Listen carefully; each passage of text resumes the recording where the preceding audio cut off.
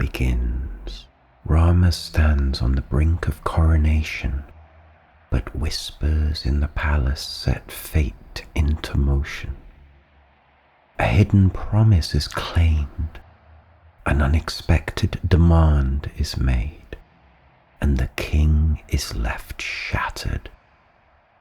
Rama must choose between desire and duty, and his decision will change the fate of all.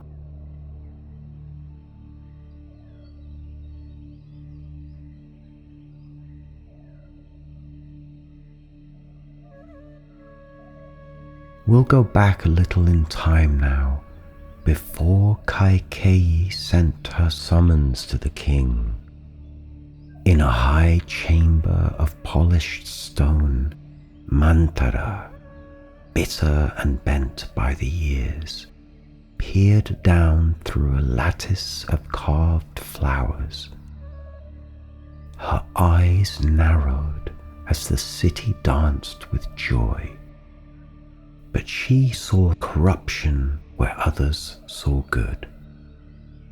As if to confirm her suspicions, a servant, wide-eyed with excitement, rushed to her with the news.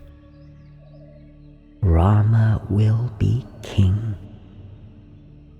The words struck Manthara like stones. She turned sharply and hurried through the echoing halls towards Kaikeyi's chambers. Kaikeyi was resting on a silken cushion, her legs crossed in a meditative posture. She smiled at the news her handmaid Manthara brought to her. She even offered Manthara a jewel in thanks. But the maid threw it to the floor, her face twisted with scorn. You celebrate your own downfall, she spat. You think they love you now, Manthara hissed. But just wait until Rama wears the crown. She circled behind Kaikeyi, her words biting like mosquitoes. You'll kneel to Kausalya, forgotten in obeisance to her son. Even your own son, Bharata, will fade into nothing in this new order. Kaikeyi's smile faltered. Like dung dropped in milk, Manthara's poison spread. Her son was her greatest joy, and Kaikeyi couldn't bear to think of him being cast aside. And from that fear, doubts and bitterness took possession of her. Do you remember?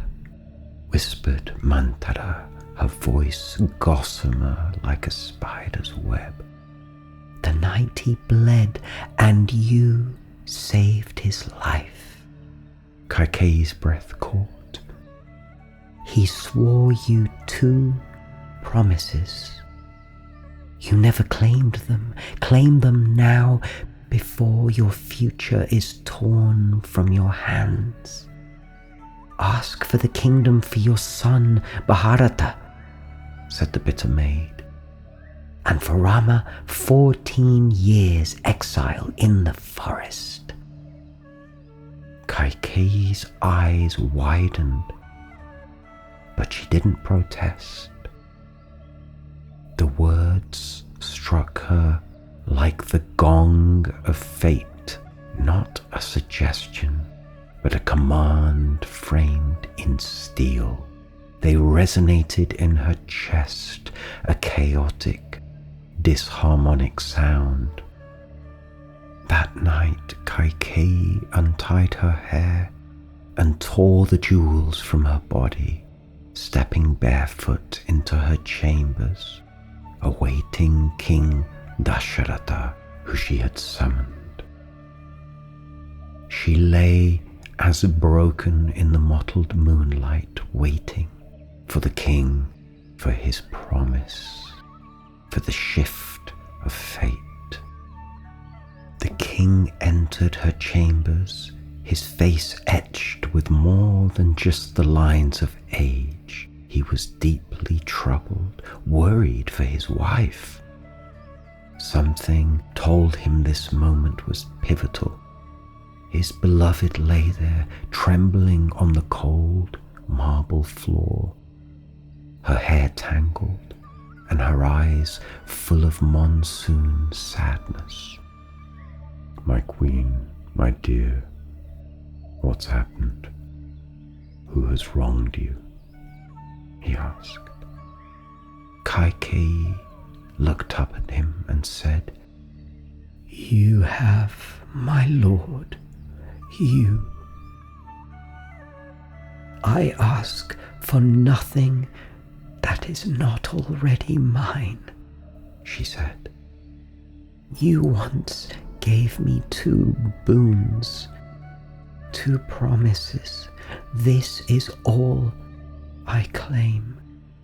Let Bharata be crowned, and let Rama vanish into the forest for 14 years. Her voice did not waver, but King Dasharatha did. He staggered back as though struck. "Not Rama," he whispered. He fell to his knees, clutching her. "Take anything else, my kingdom, my life, but not this, not my son." But Kaikeyi stood unmoved, carved from the same vow she had invoked. "If you refuse me, I shall drink poison at dawn," she said, her voice hollow as a tomb. "You swore on your name, your throne, your gods. Break it and you are no king." Dasharatha's eyes began to pour, each tear a shard of glass cutting his eyes. His words were forced out between his lips like hot, melting sand. "I am cursed," he uttered, clutching his chest. "But I must obey." Sage Vasishta was sent through torchlit corridors, his face pale with the weight of what he couldn't say. Yet he knew this was karma. This was what had to be. In the streets, drums rolled like a great thunderclap.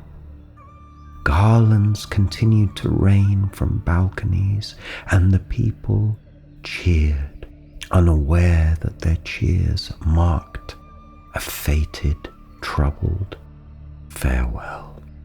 Rama entered the chamber, Sage Vasishta behind him.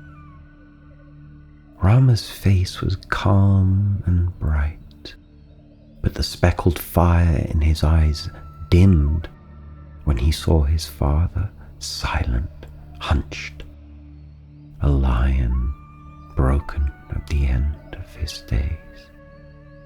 Kaikeyi, regal and cold, stood and stepped forward with a new hard strength in her voice. "The king has spoken. You must go to the forest for 14 years. Go now." Rama didn't flinch, not for a second. Like a leaf carried without resistance by the wind, he bowed his head slightly.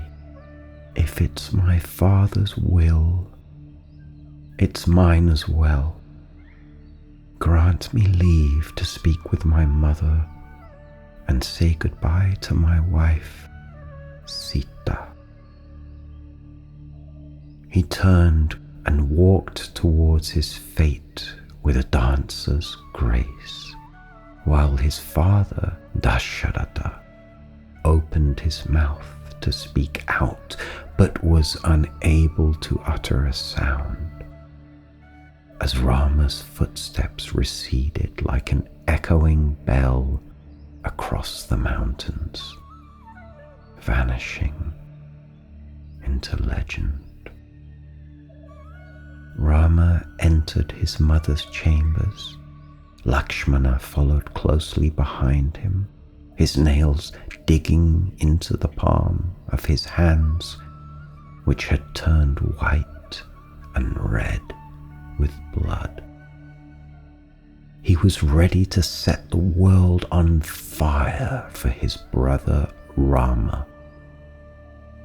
Rama spoke softly to Kausalya, but his words were incomprehensible to her when he repeated exile for 14 years for the third time. She finally began to understand, and her body gave way beneath her.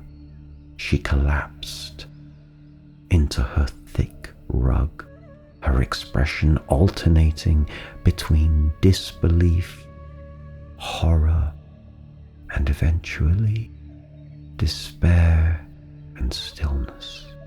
As acceptance came slowly to her, she said, "You are the breath of my life. I will walk beside you into the forest, sleep where you sleep, and die in the jaws of a leopard if I have to. But I will not be parted from you, my son." Lakshmana's tension erupted now. "We can't kneel to this injustice. You have the people's hearts, Rama, the army's loyalty. Let Kaikeyi tremble in her silks. We'll storm the palace and set this right. For the sake of the people, for the kingdom, Rama." Rama looked with love at his brother, saw his twisted face, saw his body hunched over with violence, held back by a wisp of air. He saw how the human heart craves, how we live our lives so attached, defined by wealth, title, power. He saw that to be a king, he needed to let go of desiring these things. His only desire could be to follow the path of dharma, of right action. Nothing else mattered to him. He said, "My father's word is sacred to me. I will not break it. I will go into the forest. Let go of the anger inside you, brother, so it doesn't turn into hate. And help me gather a few things for our journey so that we can leave this place and follow the setting sun together in stillness, in peace. My life belongs to dharma. Who knows why we were born into this world, why we love, why we suffer?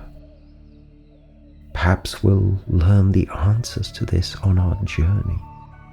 We will set out with gratitude for the air we breathe, for the trees and the shelter of the forest, for the abundance of nature. Not the glory of a kingdom, but the glory of the divine light. Mother, you have all my love and thanks. But you should stay and keep the light of dharma burning in the kingdom. Your prayers will be like lanterns for lost souls, and perhaps in time will heal the pain of those who are afraid of us. With your blessings, I'll be safe and will return in 14 years, a better man, a better son. I promise you, Mother, I'll come back and all will be well. Her fierce eyes looked upon her son, tears held back by her pride in the soul that stood before her, giving her the strength she needed as she put her hand on his head and said, "If your path is through fire, may your feet be stone.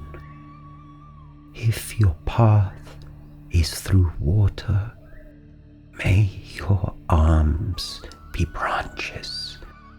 If your path is through evil, may your heart be the blooming flower that never closes, but sheds petals for the world. Go, my son, go with the gods." Sita was in her room meditating, a blissful expression on her face, when she noticed Rama standing in a doorway, silhouetted against the lamp outside, a long shadow before him. She couldn't see his face, but as he approached her and his shadow fell on her, she felt an apprehension. Something was wrong. "My love," he said in a low voice, "I've been exiled by the king. I've been ordered to leave and go into the forest for 14 years. And you must stay here, my wife." Sita had 1,000 questions on her lips, but only one thing came from them. "Wherever you go, I go." And she said no more. "I'm not walking into a pleasure garden, Sita.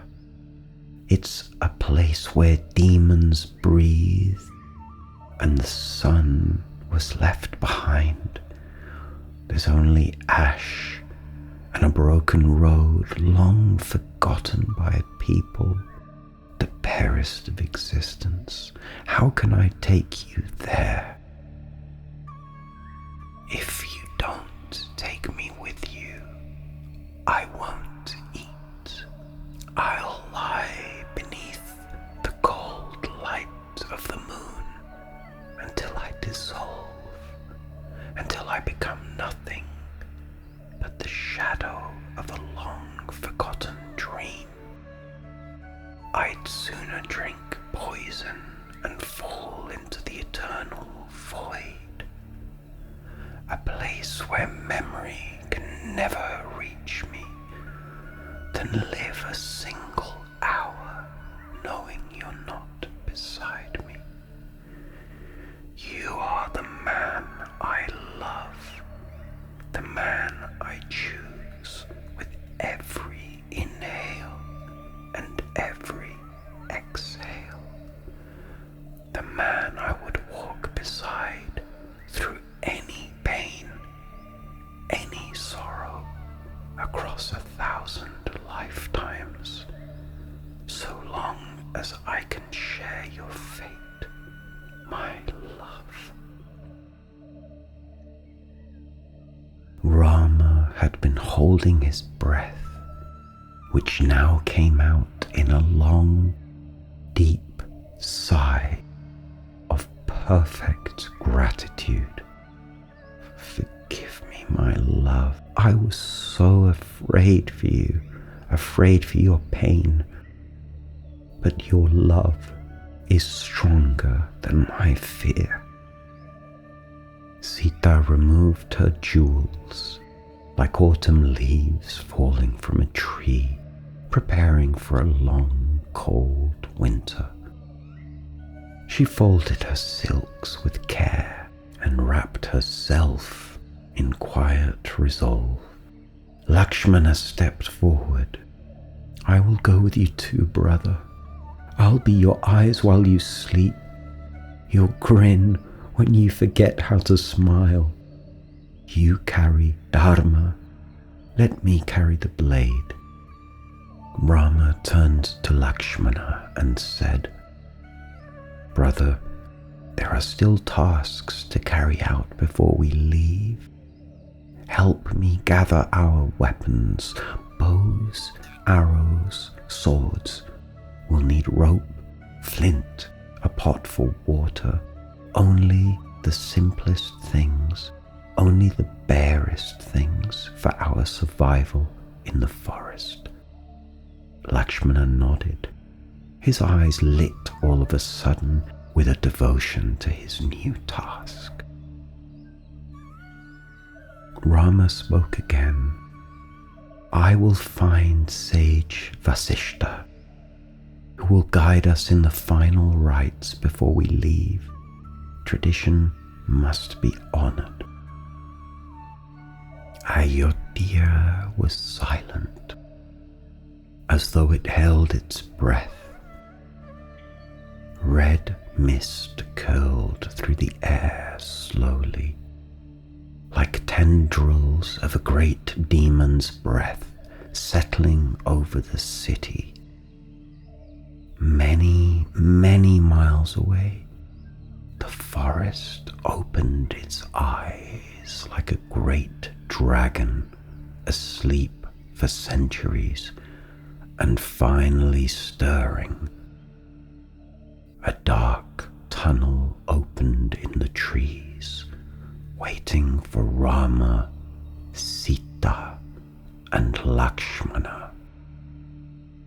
Will-o'-the-wisps hung in the air, waiting to guide these souls to their destiny. A story of light and shadow playing out for all eternity.